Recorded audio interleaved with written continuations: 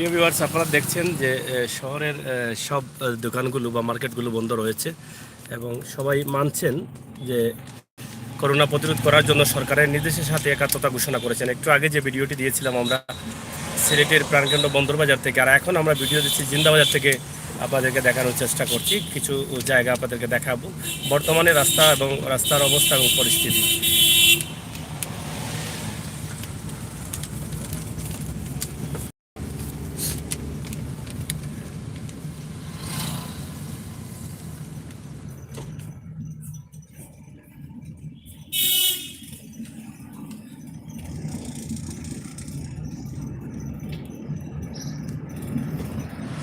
আমরা এখন আছি চুয়াটার পাশাপাশি, জিন্দাবাজার থেকে আমরা আসতেছি। আপনারা দেখেন রাস্তার পাশে কোনো দোকান নেই, ফুটপাত নেই, দোকানগুলো বন্ধ রয়েছে।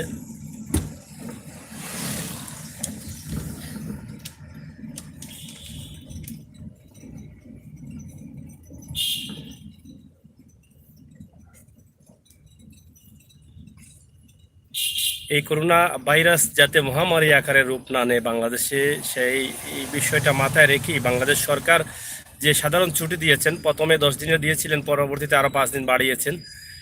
সেই ছুটিকে মানুষ আসলে মেনে নিচ্ছেন, কারণ সবাই বাঁচতে চায় এবং করোনা প্রতিরোধ করতে চায়।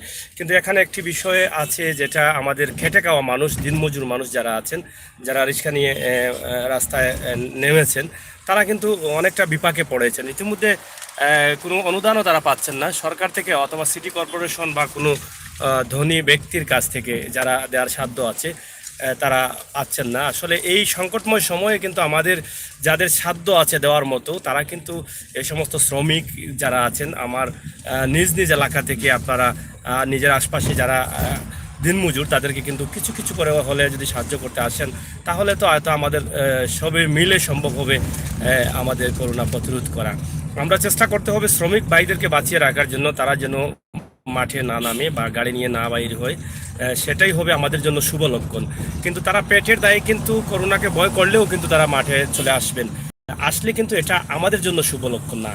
এটা আমাদেরকে মাথায় রাখতে হবে। এবং এই সংকটময় সময়, কঠিন মুহূর্ত এটা, এটা আসলে শুধু সিলেট এবং বাংলাদেশ না, সারা বিশ্বেই এটা চলছে। অনেকেই বলছেন যে এটা বিশ্বযুদ্ধ শুরু হয়ে গেছে করোনা ভাইরাসের সাথে, মানুষ গৃহবন্দী অবস্থায় আছে প্রাণের ভয়ে। সেটাকে আমরা জয় করতে হবে, সেই যুদ্ধে আমাদেরকে বিজয় আনতে হবে।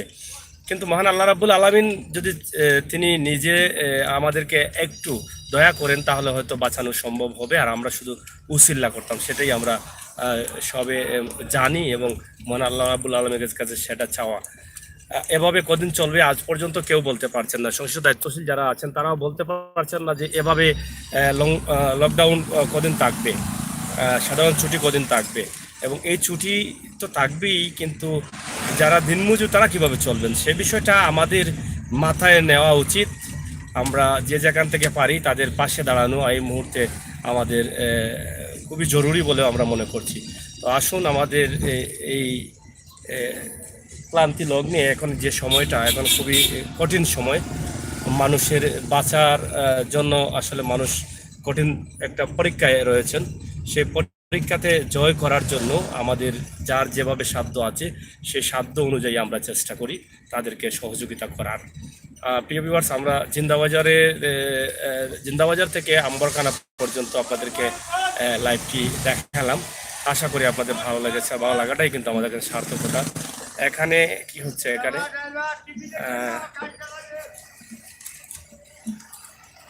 যাই হোক, দর্শক ভালো থাকুন, সুস্থ থাকুন, আমরা কথা বলবো পরে। এখন এই পর্যন্তই, আম্বরখানা পয়েন্ট পর্যন্ত আমরা আছি।